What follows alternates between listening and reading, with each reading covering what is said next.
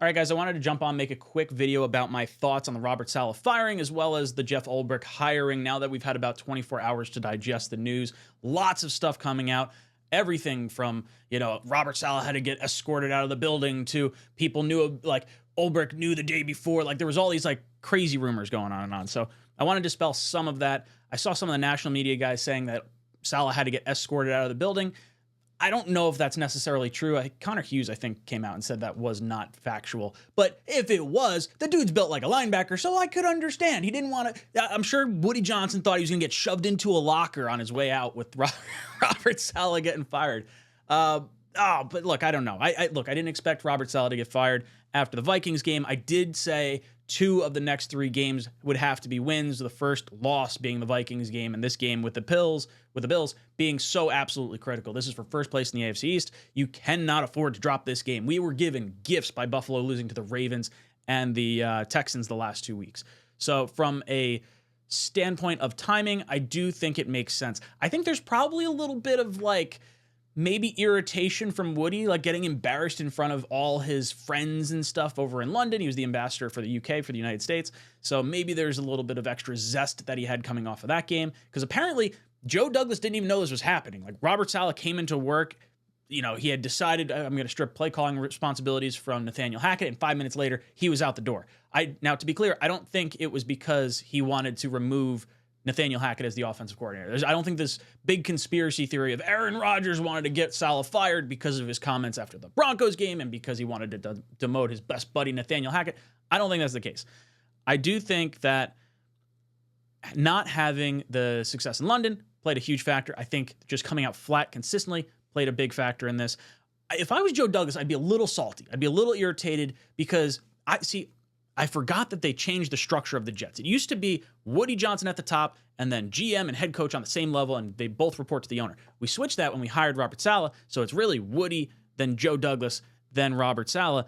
And to me, as someone who's been a boss before, if my boss went above me and fired someone underneath me without talking to me, I'd be pretty friggin' pissed. That would not sit well with me if I was Joe Douglas.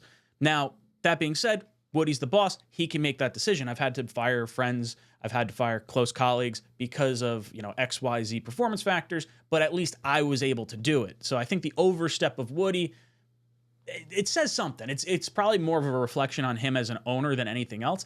And Robert Salah's contract was going to be up at the end of the season. Joe Douglas's contract is also up at the end of the season. So I'm curious to see how this kind of impacts that whole situation. Woody Johnson did come out yesterday and gave a little bit of a press conference, answered some questions, and he did say that the roster is the most talented roster he's seen in the last 25 years, which might be a tip of the hand saying, hey, look, we are planning to keep Joe Douglas at the end of this season. Now, Joe Douglas still has not made the playoffs as the Jets GM, so lots of fans kind of want to see that production, because how do you justify a year 7, 8, 9 on an extension for Joe Douglas when there just have not been results on the field? Now, I do sit in the camp of I would like to see Douglas retained. I think he's one of the better GMs that we've had, but that's neither here nor there. We're talking Robert Salah. We're talking a little Jeff Ulbrich. Look, I think we should be excited for Ulbrich. Probably our most well-liked head coach, or most well-liked coach that we have in our building. Obviously, we got guys like Middleton that I think, maybe could have been considered, but the best part of our team right now is our defense, and it has been the last few years under Ulbrich. So there is absolutely a stature or a cachet that he brings to the table because he has the production with the players. They can relate to him. He was an NFL player for like 10 years. This guy was in the league for a long time. Go over his resume real quick. Player, linebacker with the San Francisco 49ers from 2000 to 2009. He was the Seattle Seahawks assistant special teams coordinator 2010 and 2011. He was the linebackers coach and special teams coordinator for UCLA. Now, obviously, you see a lot of linebacker defensive stuff on here, but the special team stuff, do not discount that from a head coach perspective. John Harbaugh, special teams coordinator in, was it Philly? I think it was Philly, before he wound up becoming the head coach of the Baltimore Ravens, and I love that. It's something I've talked about multiple times on this show because of the ability to relate to both offensive, defensive, and special teams players. You see every type of player on special teams. It's not just one niche area like specifically defense or specifically offense. He's got his hand in everything, which is good for a head coach. He was the Atlanta Falcons linebackers coach from 2015 to 2019. He was the assistant head coach in 2020. And then he actually also, I think, was it 2020? I think it was 2020, where he was the interim head coach after, who was it that got fired over there? But he has some head coaching experience. That's what I'm trying to get at here.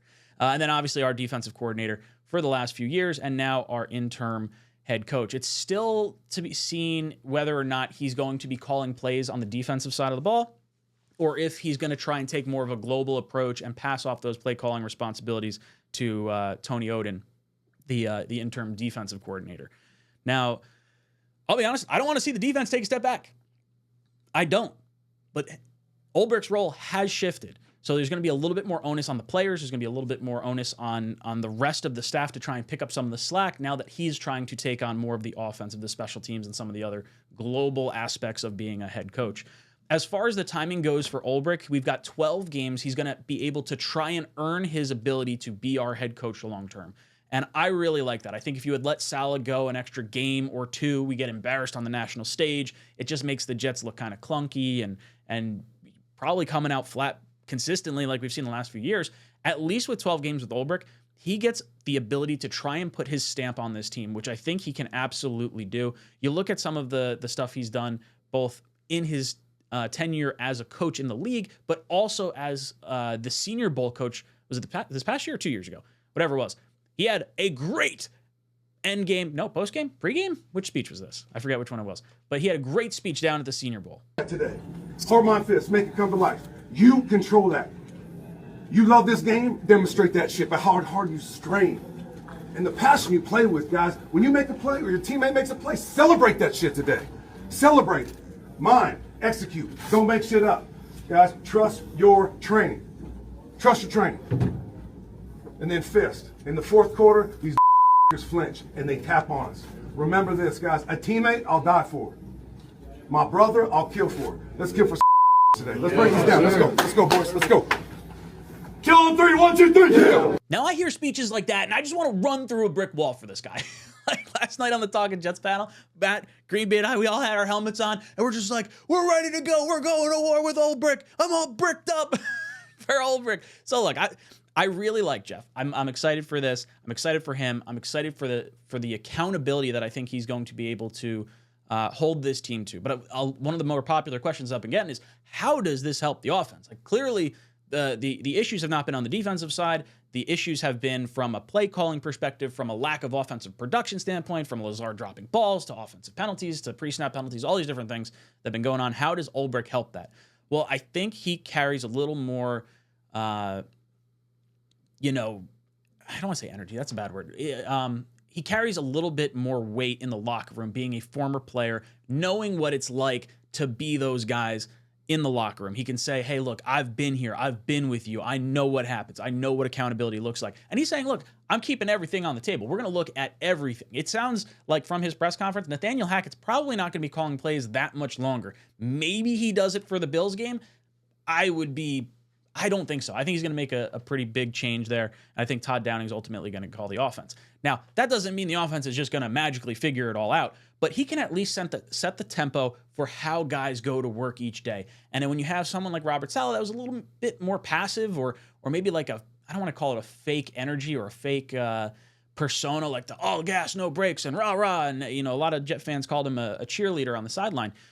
I think having someone that's done it before in this league at the highest level carries a lot of respect with the players in the locker room, and he's going to be able to kind of get these guys focused in a little bit more. And look, if it doesn't work out, if he doesn't have the miraculous turnaround type season, it's not like, not that we're saying miraculous, but the expectation Super Bowl. Like, be very clear about this. We don't make this move unless we think we need to try and figure something out right now. Woody Johnson's never fired a head coach in season before. So this does send a message that this is very serious. Now, I think he's going to take the most of it. I think he's going to make the most of it, and I very much am looking forward to where this goes. As far as Buffalo, if I were Buffalo, I'd be on the horn with Robert Saleh right now. I'd be like, hey, why don't you come over for a cup of coffee? Let's figure out what this defense is all about, the signals, the defensive strategies, what audibles are there, not audibles, but What are they going to shift in given what offensive look we're going to throw at them? How do we put stress on them?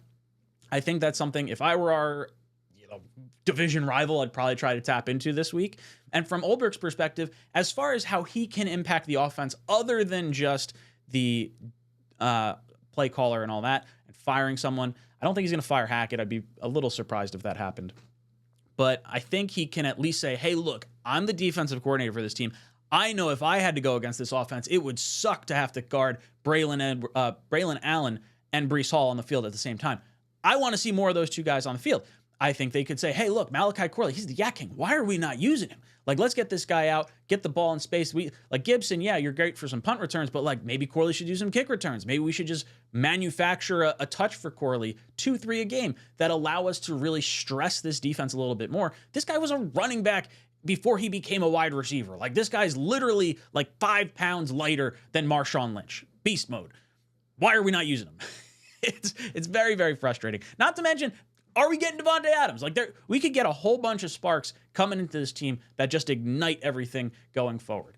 Now, I really think Ulbrich is going to help us turn this around. I think we will see more consistent play. The AFC is pretty much wide open and wide, available for wild cards, for division, all that stuff. Like, outside of the Chiefs and the Texans, there's like 2 teams in the AFC that are like doing all right, and the rest of the league is all like 1 win, 2 wins. I think the Bengals have 1 win right now. Even on the NFC side, you got the San Francisco 49ers at 2-3. So the Jets are not out of this by any stretch of the imagination. So if you can right this ship, I think you are headed in the right direction.